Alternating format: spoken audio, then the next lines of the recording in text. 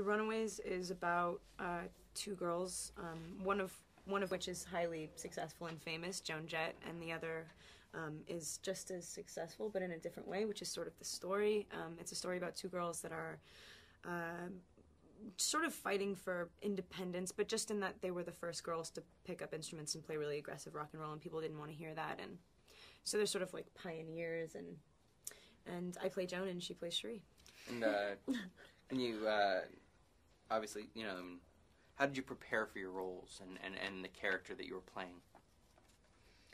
I think, well, I met Cherie a few weeks before I started filming and got to know her, and obviously I had to sing the songs the way that she sings them, and that was really important to me to do those the right way. And, yeah, I mean, I think that the most important part was just, like, getting to know the person that you're playing, because that's really, when you have that opportunity to really know the person that you're playing, that's, like, really important to capitalize on that, I feel like. Mm-hmm. They were on set, weren't they? With yeah. You? What was that like? It was good. It felt like it needed to be that way because it would have been just a much more superficial telling of the story had we just looked at everything that any fan could, because they told us stuff that they wouldn't tell anybody, and not that that needs to be in the movie, but we sort of have to know it to be able to play who they are, essentially, and they were so open and wonderful, and they became really close to us, and it was like really great. Was there anything specific that drew you to the project, made you want to really be a part of this film? I think I didn't know a lot about the Runaways before I kind of got started on this, and so just looking them up, and you can see all like the Live in Japan videos of Cherry Bomb and those iconic songs, and seeing Cherie in her costumes, especially the corset, I realized that I wanted to play her, and you can see, like, I really just, like, connected with her through those videos, and I could see that there was, like, something more, like, behind her eyes that she had to tell, and I really wanted to do that. Yeah, they are so raw in all that footage. I mean, they're just, like, they're so young, and sort of just, they are what they are, and it's not like music nowadays. It's so not polished. They're really just like, rah, just like throwing it out there, and it was so unique.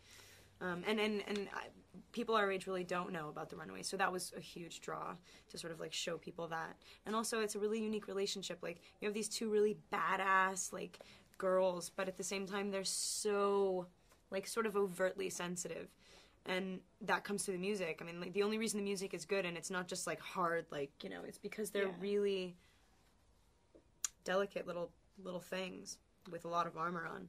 Wonderful. Now, I mean, you were talking about the difference between being able to play something that was done in the 70s. What was it like, sort of being able to be in this period piece? A little different from something you've been in, working in that time frame and getting yourself into that mode. How did you feel about that? I haven't done very many. So no, me either. I think I've done like 2 movies that have taken place in like the early 80s, and that's less. It's definitely a different time, but it's less nostalgic for me for some reason. I don't know. Like, I'm nostalgic for a time that I never like lived in the 70s for some reason, just maybe because of the music and sort of what was just going on. It just had the feel of it. Things were changing. It was a exciting time. So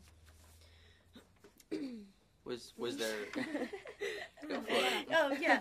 I think that the 70s in the music industry, especially like in LA, in Hollywood, cool in the Valley, is such a distinct scene. And I'm from LA, so that's really cool for me.